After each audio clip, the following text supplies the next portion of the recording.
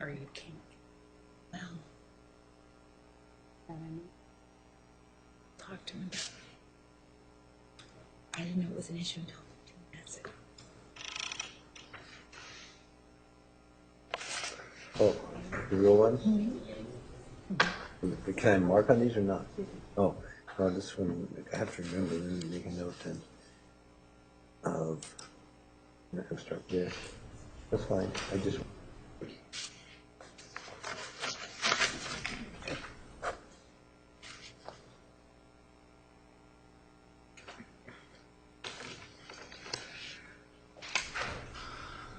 Oh, I didn't know it was yours. Yeah, sorry.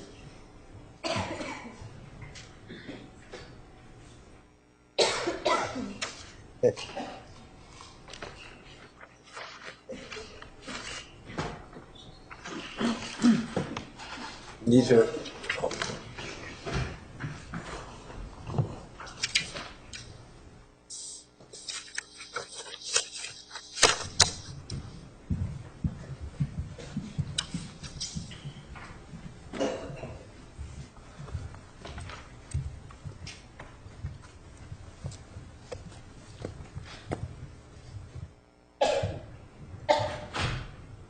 Please be seated. The record will show the presence of the jury, the defendant, and all counsel. You may continue with direct examination. Thank you. When we broke, Dr. Geffner, we were talking about the 4 different things that you do besides interviewing somebody. Yes. Okay. So when you're putting the pieces of the puzzle together, are you looking for cooperation among the different pieces? We're trying to, yes, again, talking about it as a puzzle, we're trying to see which pieces fit together and which seem, for lack of better words, consistent. I guess you could say reliable, but at least trying to see what makes sense, what comes together. Okay. And as far as, I think, was the term reliable historian? Yes. So as far as that term, reliable historian, how did you find, through your interviews with Ms. Arias, how did you find her to be, as far as memory is concerned, about being a reliable historian of her past? Well, from a memory standpoint, appeared to have a pretty good memory, and except for what I would call 2 periods, 2 gap times. Gaps? Yeah, gaps in memory.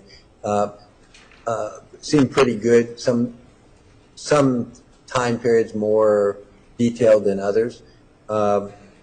Just from a subjective opinion, appeared to be a reasonably reliable historian. And you said that there was 2 gaps in her memory. What are those? I mean, what are the gaps or what are the time periods? Well, what are the time periods? Okay. Well, one is the day of the murder itself. As I mentioned earlier, sort of flashes and things that she does remember, at least according to her, and things she does not remember, doesn't necessarily know sequence, doesn't have a clear picture, according to what she's reporting, of what happened and exactly the sequence. And again, from time to time gets flashes of different parts of it. The other gap is back in childhood. She can report some pretty detailed things about early childhood, places they went, things they did,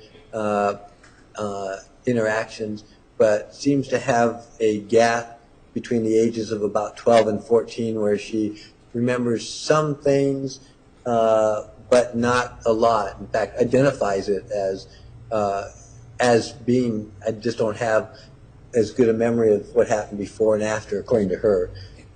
Also, She realizes that she has this memory gap. yes. From her childhood. Yeah, in fact, I mean, we're talking about it, and she says, yeah, you know, when I was 3, 4, 5, I mean, there were things we did, and I can remember them, and they were fun, but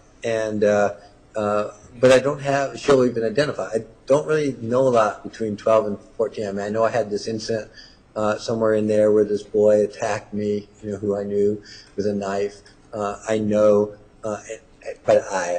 her, not me, that, you know, my period started then, and had difficulty there, and I know things got worse with my parents. I know, but not able to seem to fill in the gaps.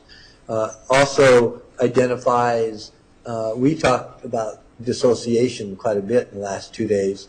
That's not a term that she would necessarily know and definitely would not use or did not use. But in talking to her, she identified that for some reason, and again, her, not me, that around 4th grade or so, I seem to get more spacing out, more difficulty focusing attention. So her terms are spacing out around age 9 or so, and that it's been like that ever since. And then that's where the term we would use is dissociating. Don't know exactly what caused it, precipitated it, but she's able to identify as she goes through a history that can remember that happening then. Doesn't mean it didn't happen before, but it starts fitting in with, when we're looking at, quote, corroboration, with our testing results of showing Fit in with your testing results. dissociation, a long history of that as a coping mechanism. It's also consistent with childhood trauma. And Having memory gaps? Dissociation. Both. Trauma generally, usually to have a memory gap like that, assuming there's nothing biological, like you didn't have a head injury, you didn't have an illness that would affect memory, then usually when you have a gap like that, it means something traumatic, and the brain shut it out later, for later on. But I don't know what it was, and at least as far as I can tell, that has not been determined by her or anybody else at this point. To dissociate means that something caused the person to kick into a coping mechanism. So we don't just all of a sudden start rationalizing, minimizing, dissociating, not normally. But there are people who do have a predisposition. So some of us are more suggestible than others. Some of us have more of a tendency to space out. That's just more of a combination of genetics and whatever. But to do that, something set it off. I do not know if there was a particular triggering event that seemed to kick this off, or a combination of years of abusive types of things, and it hit a threshold that then kicked in her predisposition. But once it was kicked in, it became a coping mechanism to this day. The dissociation. Yes. All right, so let's talk about her as a young child. As a young child, what does she report to you as far as her childhood is concerned? Positive or negative? Positive for In her. what way was it positive? She said family got along. I had friends that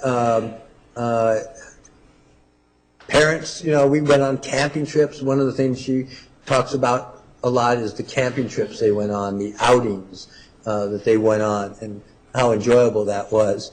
And reported, that was a happy childhood. Did she report having strong and secure feelings about where she was living, in a cul-de-sac with a tree, and playing with the children in the front yards?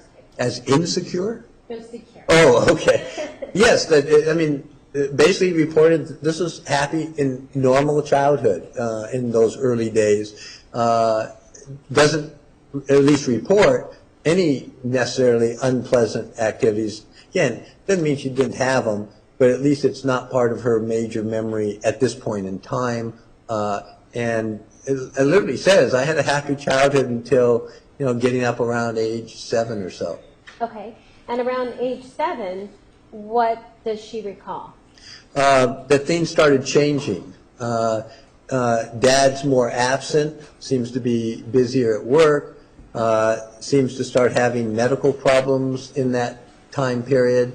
That mom starts getting abusive. Now, again, I'm using my word. She didn't say abusive. In fact, I don't think in any of the interviews she used the term abusive to describe her parents. She described behaviors, which is what we focus on. But I would describe it as abusive. In other words, what she said and what I would tell you in a second, if that was told to me today, that would be a mandatory report of child abuse. So she's talking a mandatory report of child What do abuse. you mean if what was told to you? If I'm working with a client or a child, and they say, my mother is hitting me with a wooden spoon, and boy, that hurts, and it leaves welts, and she's doing it more and more, that's how we define abuse, leaving bruises and marks and doing this in anger and using something like a spoon. This is not, it's extreme corporal punishment. We're not talking about spanking on the butt. We're talking about getting hit with a spoon and leaving welts.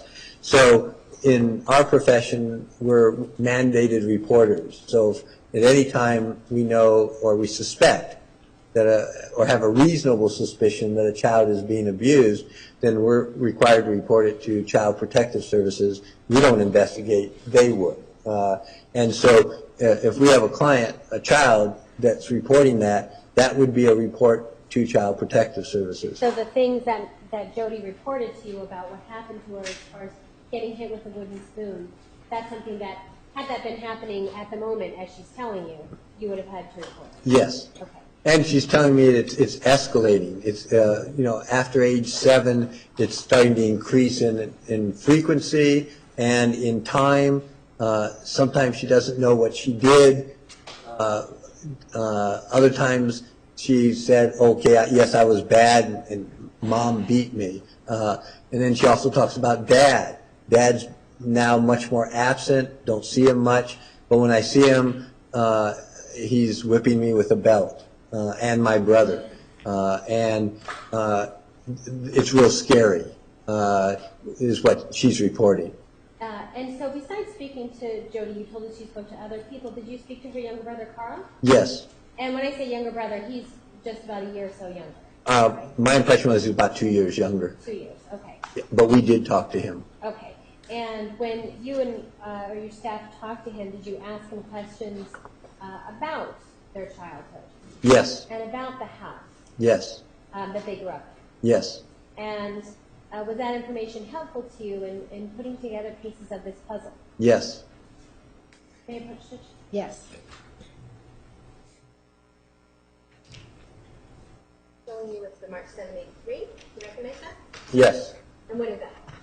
It's a transcript, well, not a transcript, it's a typed notes from the interview with Carl Arias from February of this year. Okay. And did you take this information and you said to help fit the puzzle, but did you use it in an overall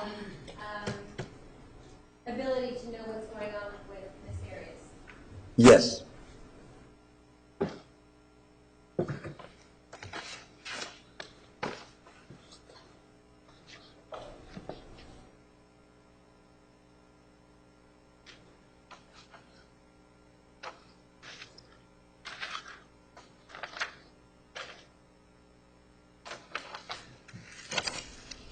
Defense notice exhibit 783 in evidence. Any No objection? objection. 783 is admitted. All right, I'm showing you, this is what you were just talking about, a written interview, right? Yes. Okay.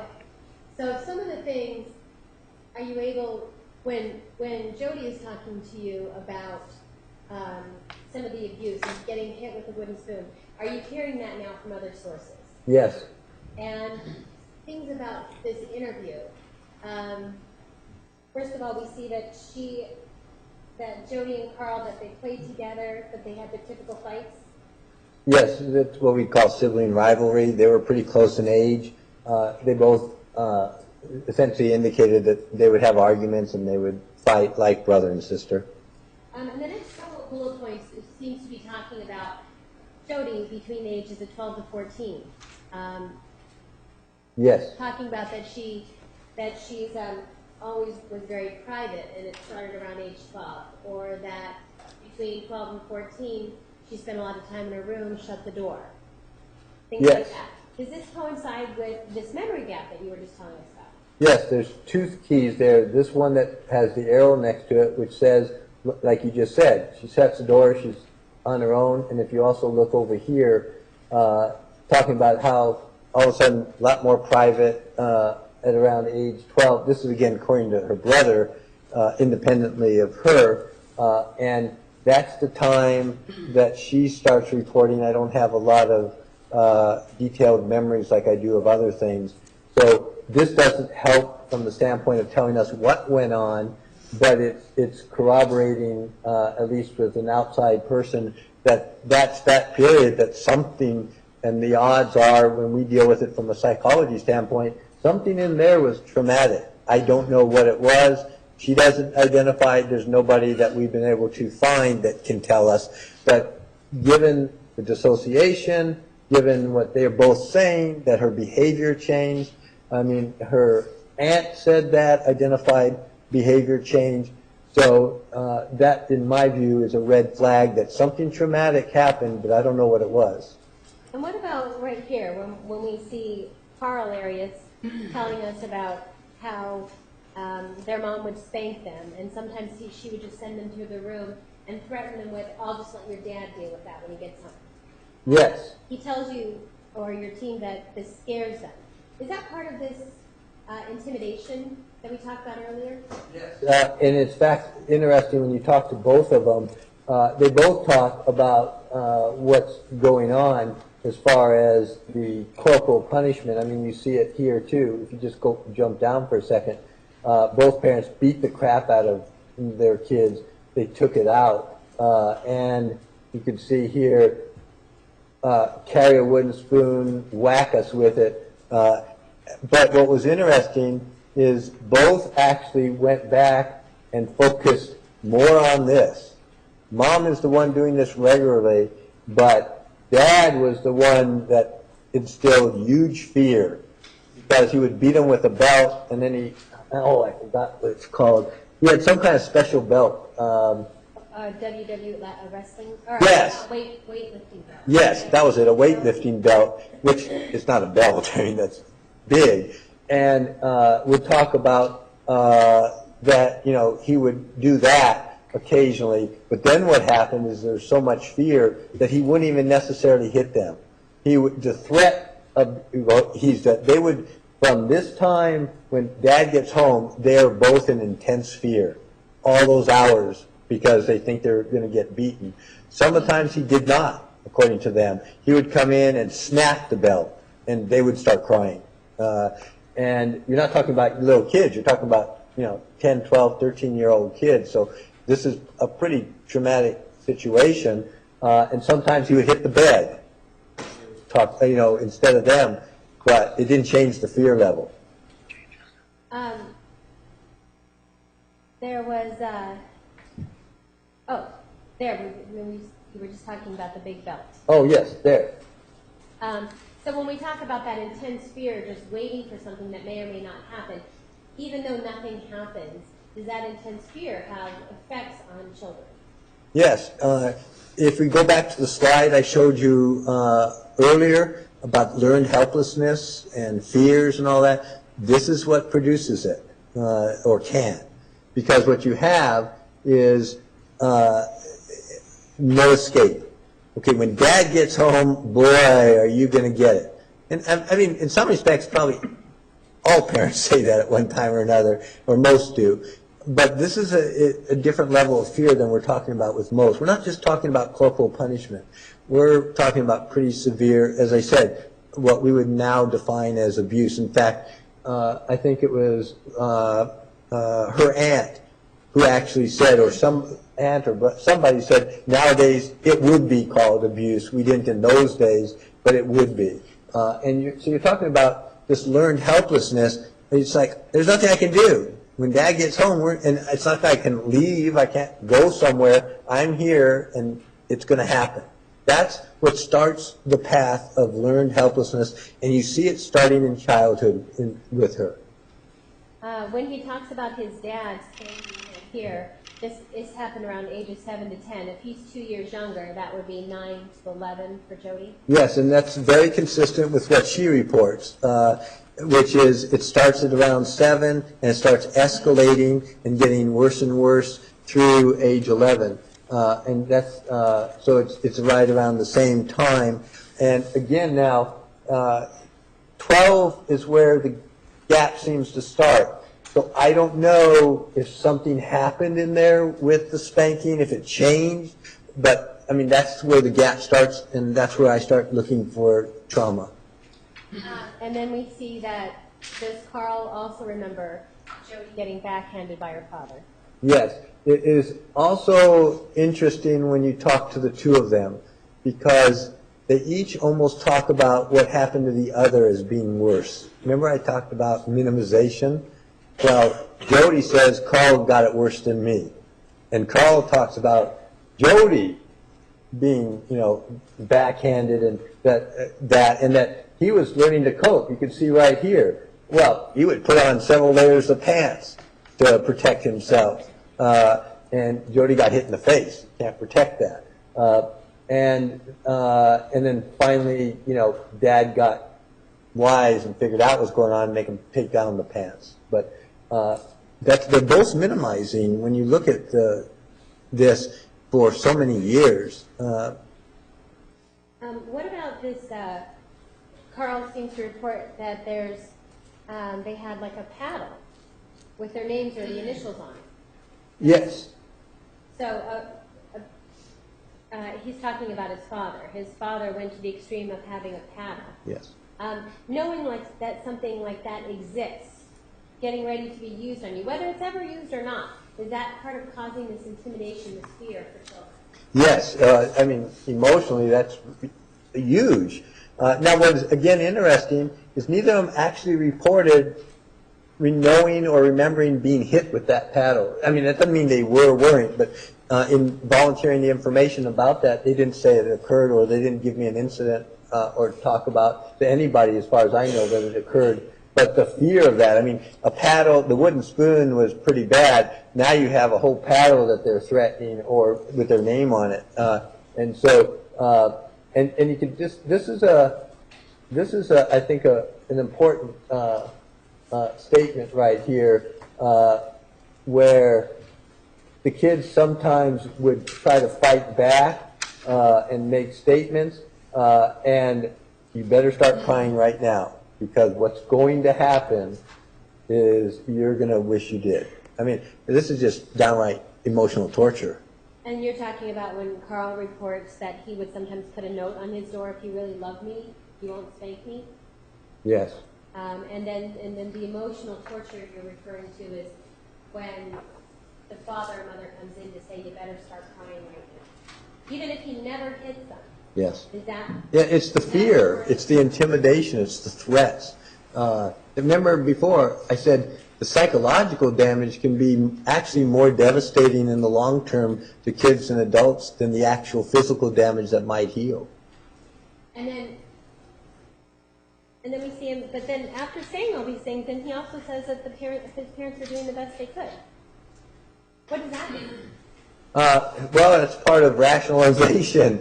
I don't think anybody can rationalize doing that. There's a whole different ballgame between corporal punishment and spanking a child when it's like they're running out in the street, even if we don't agree even with that, but to really beating them with a paddle or a belt and doing it on a regular basis. So it's like, we still hear that from parents, from adults we work with, they're strict. Well, okay, you can be strict, and discipline is good. You don't want to have no discipline, but we're at a whole different level here. You're instilling tremendous fear for many years on young children. Look at this statement right here. They would each lay in bed and just cry. And they're not talking about necessarily crying from actually being hit. They're talking about the fear and the trauma. That's powerful, in my view, as looking at it as a psychologist. And here we see that sometimes he's talking about Jodi would try to wrestle with her mom to avoid being spanked. Does that mean then Jodi is actually getting physical back? Yes, it did appear at times as she got older in adolescence that she would fight back. Yes. So I have a question about that. So fighting back, does that mean then that she's being violent, that she is being abusive to her mother? All right, so now we go back to the definition that we started today, or sometime today, with the difference between abuse and aggression. When she's hitting or fighting back, that is aggressive. And ideally, we don't want that. It's not helpful for anybody. But abusive means power, control, intimidation. There's no information in the records or evidence that mom is being intimidated by this, that she's trying to control mom. It's more of best I can tell from the records and interviews, a rebellion and a fighting back. I mean, you don't see a 7, 9, 10-year-old fighting back, and we don't have any history of that. But now she's getting into adolescence, and you're seeing the anger and the rebellion, at least when she's trying to gain some control, which is a normal reaction. So aggressive, yes. Abusive, not according to the definition. So here he goes on to talk a little bit more about, I guess, what we consider some of the good times, right? So not everything was always bad. Can that happen in abusive families? Oh, yes. And in fact, I mean, you see right here, they can both identify things that, hey, we're positive. And that's the hope. Just like we talked about the cycle of abuse with domestic violence, the hope it's not going to happen again, that things will get better. Well, this is the kids' version. That, we're looking forward to the next time we can all get together, and that sort of keeps you going from the times that you're getting beaten and that aren't going well. It's the hope that, we can have those positive moments. And those positive moments, whether you're talking about a child or an adult, are what keeps the cycle going. Because you keep waiting for the next positive moment. The next time dad's going to say, he loves me. The next time mom is going to say, you did a good job. That could happen, once every 2 years. But it keeps that some sense of hope going that allows the brain to cope with all the stuff in between, and that's the cycle. Same thing with domestic violence. It's that makeup time that we showed you on that graph. It's the time when things are, oh, hey, that's pretty good, oh, he's not such a bad guy. Maybe he really does care for me. So now you have the kids' version of this. And when in your interviews with Jodi, did she report to you about being held at night? Yes. And was that one of the traumatic events that she's reporting to you that happened to her in her life? Yes, she reports it around, I believe, 13, when she was somewhere around 13, somewhere in there. I got to remember if it's, I don't remember the exact year, I have to go back and look, but where a boy they knew stopped them and held a knife. She actually thought she was going to be raped or killed or something, and he did not. The boy didn't do anything. And Carl, you could see, also talked about being afraid when this happened. He was, a couple years younger. And then at least they both report the boy didn't do anything and walked away. But the fear, the trauma there, both report as being pretty high.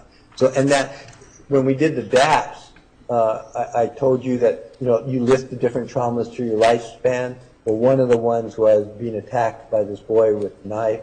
Another one was being beaten by the wooden spoon by mom, being beaten by dad. These were some of the things she had identified in that. And then when she filled it out specifically, talked about Travis. But there's a whole series of these events through her life at different times that kicked that one scale up that I pointed out to you. And no matter who gave the test when, it's showing up. This long history.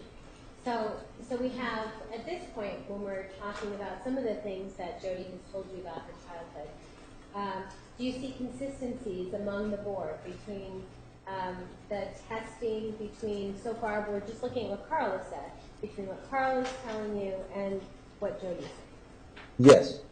And in fact, it says, for Carl, he says he never talked about it with Jodi, this when she was held at knife point.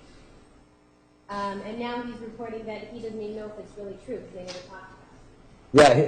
Yeah, and started wondering if it was a dream. Mm-hmm. And so, I mean, I never evaluated or met Carl, but I couldn't even tell you if he tends to dissociate either going through that. I don't know if he's ever been evaluated. He obviously had lots of problems and emotional problems, but it is definitely possible.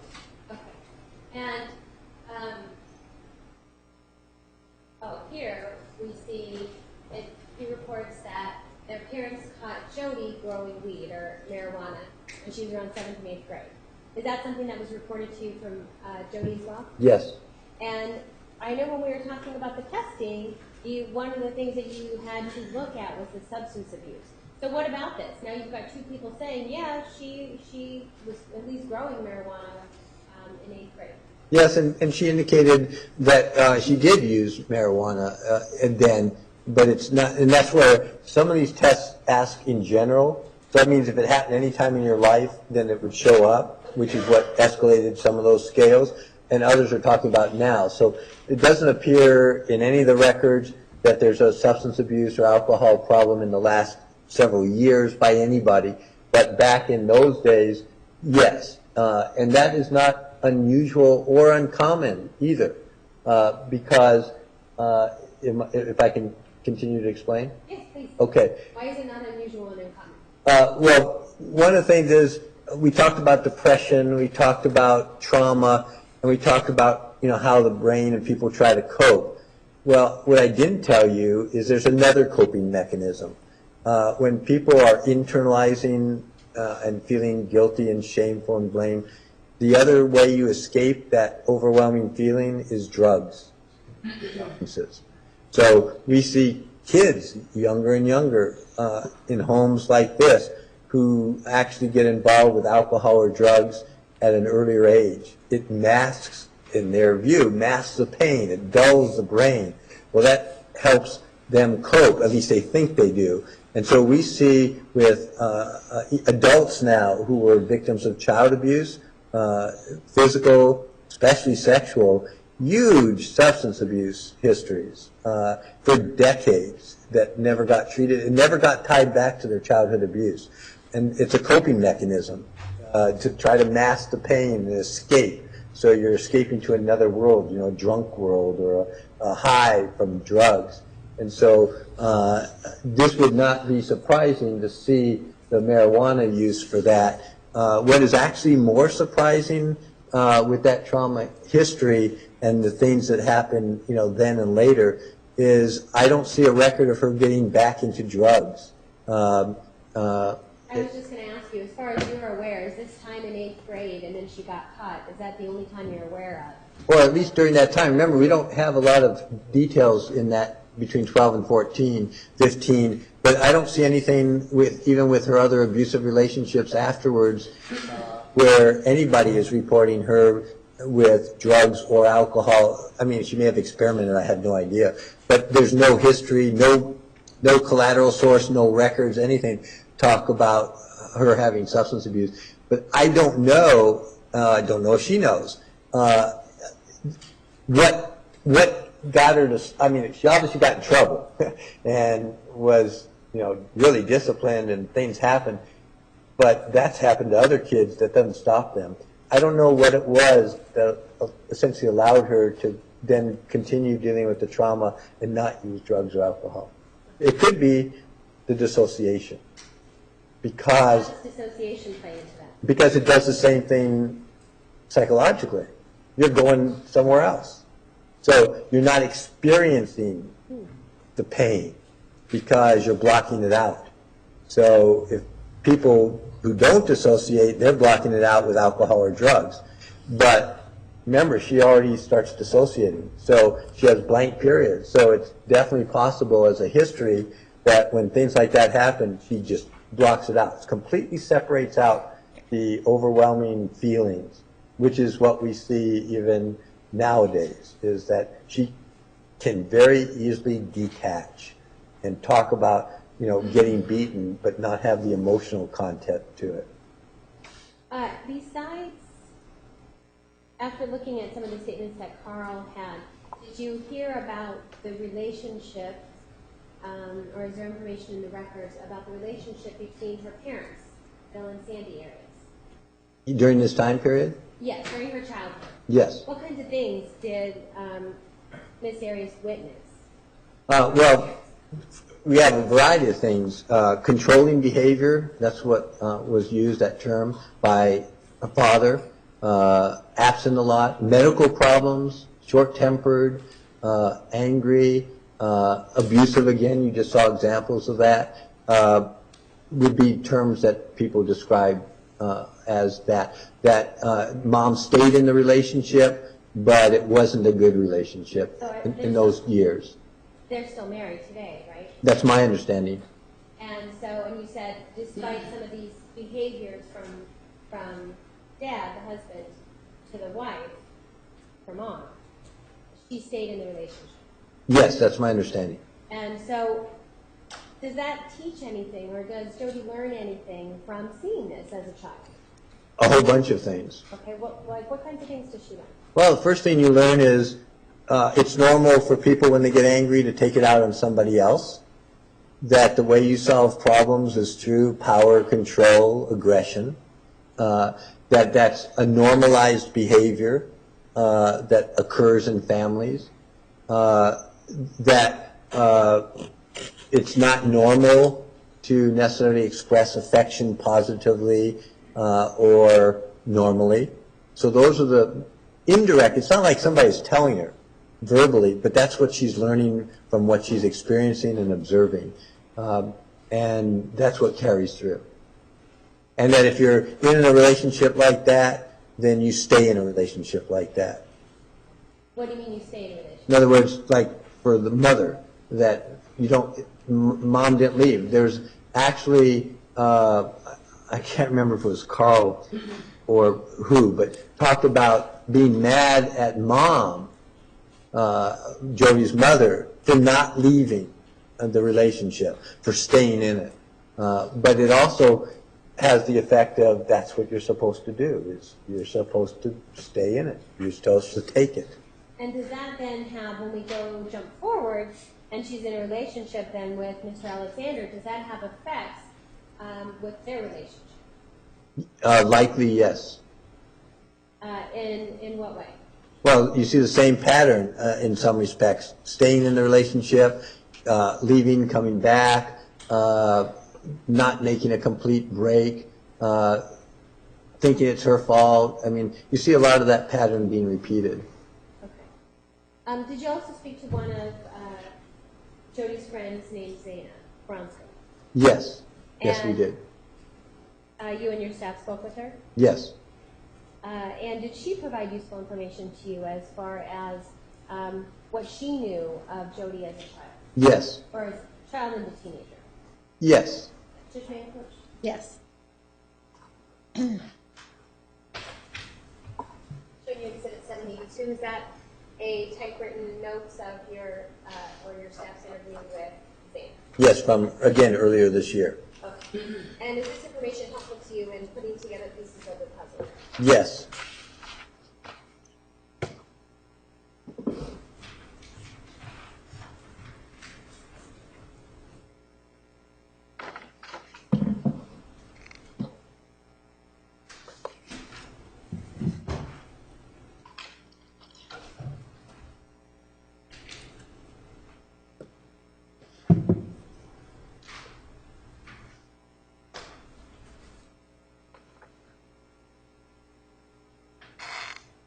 Objection as to a part of it. Right approach.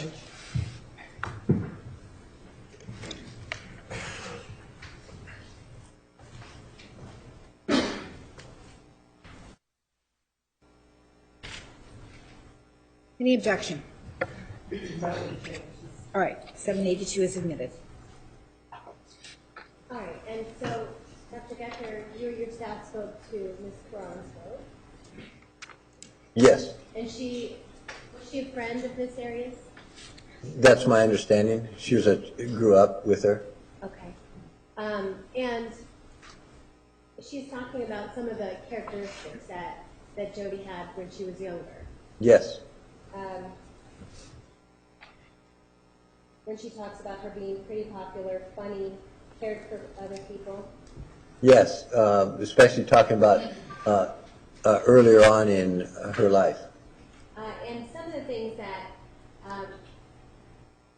the next one of the next sentences, we see that she didn't really get along with her mom, ever. That they yelled at each other a lot. Yes, she reported that, but she's again starting, like, I believe it says first grade, so she's talking about 5 or 6. So it was after that she was more involved, and that's the age where Jodi said things start happening around 7. So, yes. Okay. And she said that usually it was because Jodi was fueled by something her mother said, that's when she would be disrespectful? Yes, especially as she got older. Jodi got older. As Jodi got older. And she reports, at least from what she saw, that Jodi and Carl, her younger brother, had hooped around a lot but had a normal sibling relationship. Right. Meaning, as we said before, they argued at times, fought at times, but typical brother or sister. And she talks about after Jodi moved away that they would keep in touch by phone or write letters, or sometimes see each other on the weekends. But during this time, she's reporting that Jodi kept information about guys and dating to herself. Yeah, she didn't really, it wasn't public. And actually that matches what Carl said about, her becoming private after in adolescent years. And so others said the same. And then here we go to this one section. It says that she kicked a hole in the bedroom wall when she was mad at her mom. And then it says, had a temper. Yes. Who does she have a temper with? Her mother. Is that your understanding from this interview that you did with Zane? Or that was done with Zane? Yes. And when we look back and we see this statement, kicked a hole in the bedroom wall. One, do we know whether it's true or not? No. 2, if it's true, do you see a pattern of then violent behavior coming from Jodi? Well, first you said something there that I wouldn't make the connection. Okay. You said violent behavior. I don't know the circumstances around, assuming she kicked a hole in the bedroom wall, if there's nobody there, I mean, it's a stretch to call that violent. It's definitely not appropriate, but you're venting on a wall or hitting a pillow. I mean, I tend to use violence when it's directed at a person, or a property of a person. So I don't know if that's considered is the violence or not. But so that's one thing. Okay. And then your second question was, or maybe there were 3 in there, whether there's a pattern of behavior of this. Don't see it by anybody else. The third problem is I don't believe Jodi identified remembering doing that, and her aunt said she never saw a hole in the wall. So if it was, then it did happen, and that wouldn't surprise me. Why wouldn't it surprise you if it did? Well, you're looking at this environment, and a child has no outlet. And if once in all this time she kicked her wall or put a hole, that's given what she's been through, you would expect a lot more. Not that it's good. You definitely don't want people to do that. But there's no evidence of any pattern of that I could find. And then there's a question whether, so there's no way to know. That's one of the things that it may have happened and it may not have. I just don't know. Okay. And then we see that, according to Zana, she's reporting that Jodi seems to only get mad at her mom. Yes, that seems to be, that is consistent with her aunt and other people. Okay. And there's something else interesting there, that Zana's brother remembers that Jodi had to move because someone was coming after their dad. Yeah, we have no information about that. And Jodi never identified why they moved, just that was a major turning point in her life, that they did move, but don't know why. Okay. And just while we're here, it says Jodi always spent more than she had. And then parentheses, does that mean that's the example of what Zana's talking about? That's what, yes, that using her money with Travis is the example she gave. Okay. And so when she's talking about spending more than she had, she's talking about a time in Jodi's life when she's with Mr. Alexander.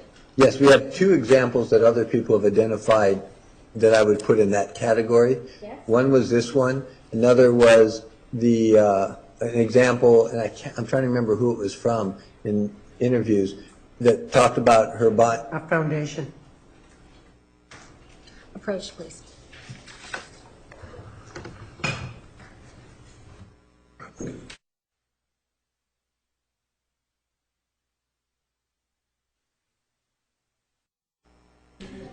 Ask you to go back to the jury room for about 5 minutes, only 5 minutes. Please remember the admonition. All right.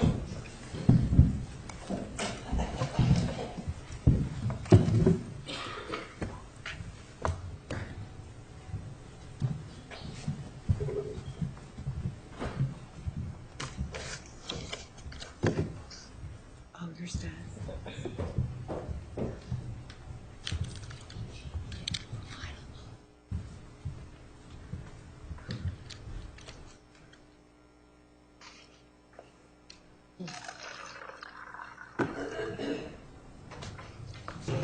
Please be seated. The record will show the jury has left the courtroom. All right, you may inquire. Can I speak in private, Judge, if she was? Yes.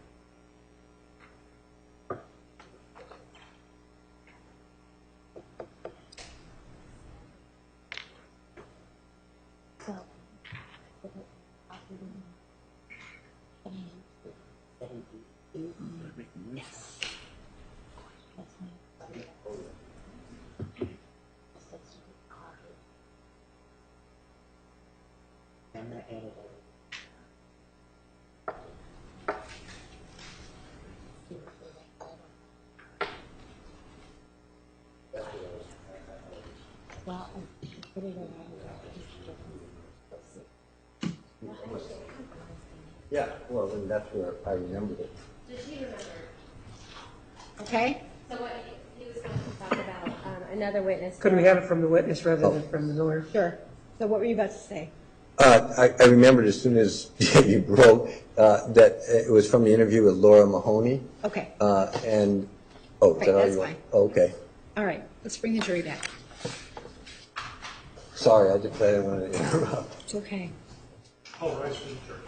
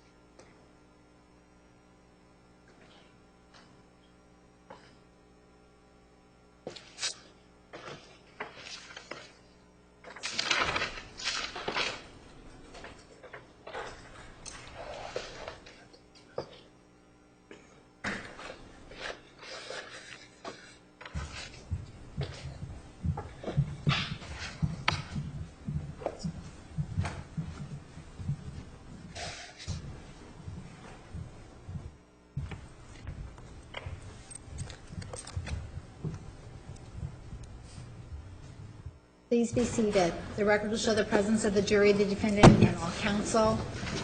Ms. Wilmot, you may continue. Thank you. We were talking about the last sentence there, that Jodi always spent more than she had. And in this specific example, she's talking about maxing out credit cards to go on trips with Mr. Alexander, right? Yes. And are there other examples of Ms. Arias spending money or trying to please the other person? As an adult, in fact, it was just the opposite as a child or adolescent. Well, not child, because in adolescence, she talked about the financial straits, more or less, that her family was in and not having money, and same thing in adolescence. But in adults, there are different examples. This is one There's also examples of her loaning money to Mr. Alexander at different times when she didn't have the money. In fact, that led to one of the arguments that we can deal with later. But also, I believe it was Dale's sister, Laura Mahoney, who in our interview indicated that she would sometimes spend more money than Laura thought, like bought an expensive car that was she didn't have the money to pay for, and then said that it appears, and she didn't, she was talking about her interactions with men, that it seemed like she would do this to please the men and would go overboard to do that, and those were the examples that she was giving us. I believe that was her. And so when we talk about examples, as an aside, when we talk about examples of Jodi trying to please other people, do you see that, is that consistent with some of the other things you've seen in testing in other areas? Yes. If you remember yesterday, that was one of the things that MMPI suggested, and some of the others, is this submissiveness. Remember, dominance was at the bottom of every scale, low self-esteem, and the notion was pleasing others, trying to make others happy. We see that as a repeated pattern in her interviews and the testing and the records. As an adult, I mean, I don't see that as a child or adolescent, but in the relationships with the major men in her life, that seems to be a consistent pattern. And when a child comes from a family, the abuses that we've seen discussed by Carl and things that Jodi has told you, when somebody is coming from a family like that, what does it do, or does it have an effect on their self-esteem? To come from that family, or to do this? Be involved in a domestic family violence situation. As a child? As a child. Oh, then that does what we said earlier. It sets up the situation where you're more likely to repeat and think that's okay, that that's the role, that if a woman, is controlled or gets hit, that's not an unusual situation because you saw it in your own family and you didn't see any consequences. That's the other key. I mean, if somehow we could take every adult in this country who's committing domestic violence and there'd be consequences, whether it's forcing them into treatment or locking them up or arresting them, whatever it is, that would be huge for kids, because then they see, oh, wait a minute, this is not acceptable behavior. This is not normal. But we don't see that in this family. There's basically no consequences for acting this way. And so because of that, then do you see a lower self-esteem?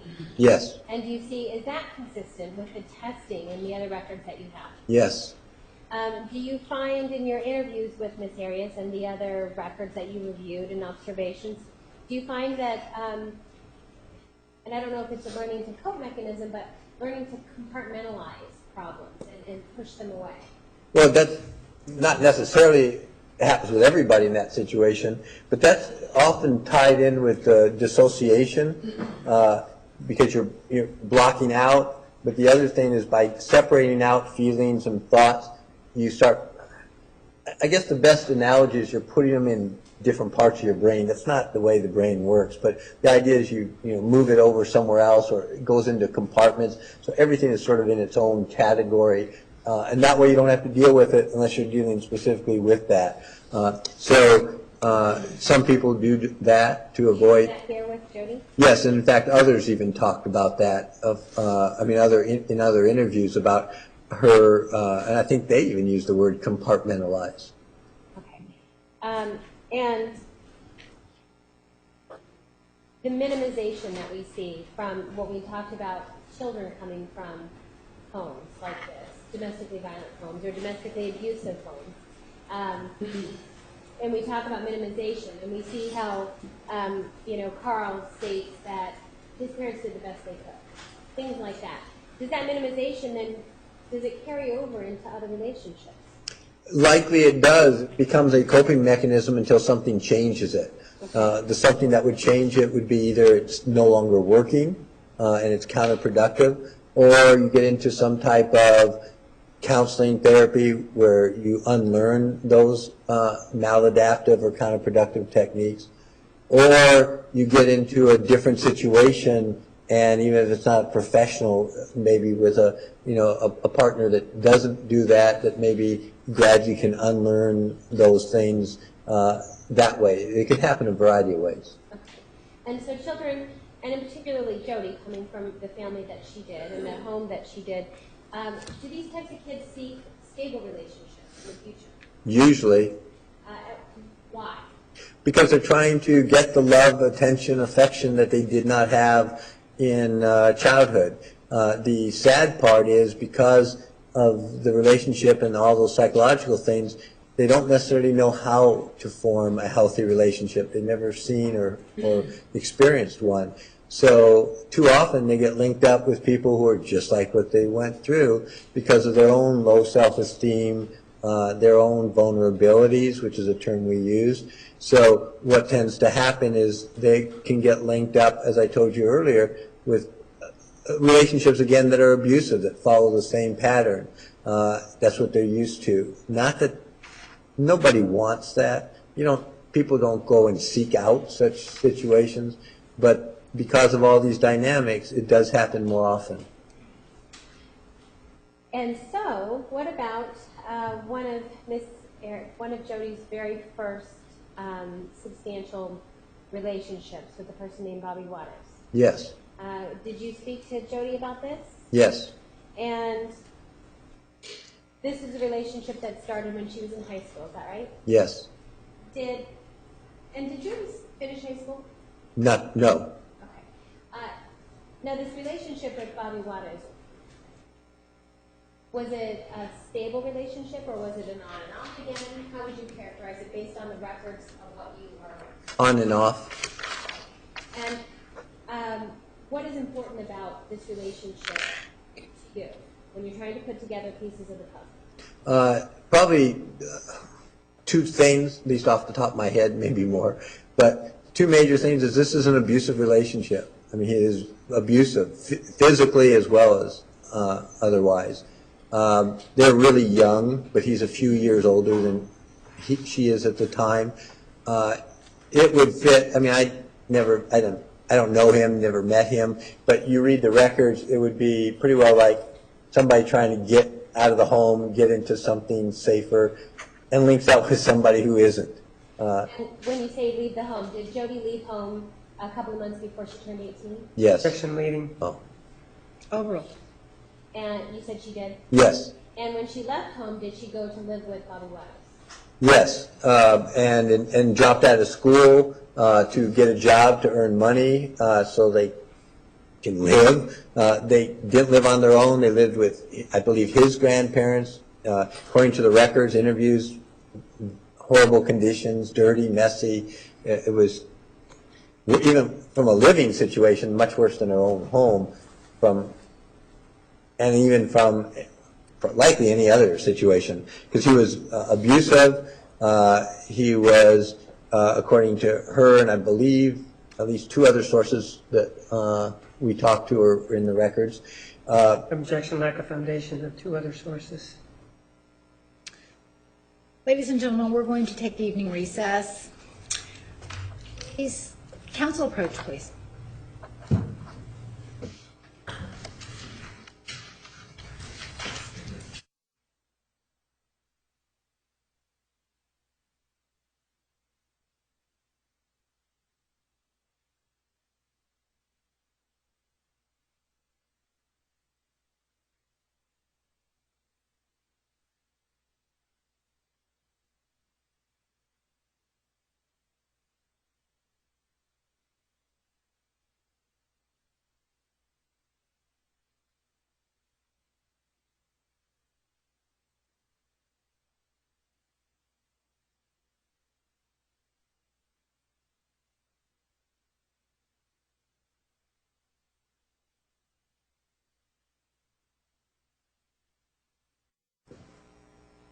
Nine thirty. Please remember the admonition and have a nice evening. All rise.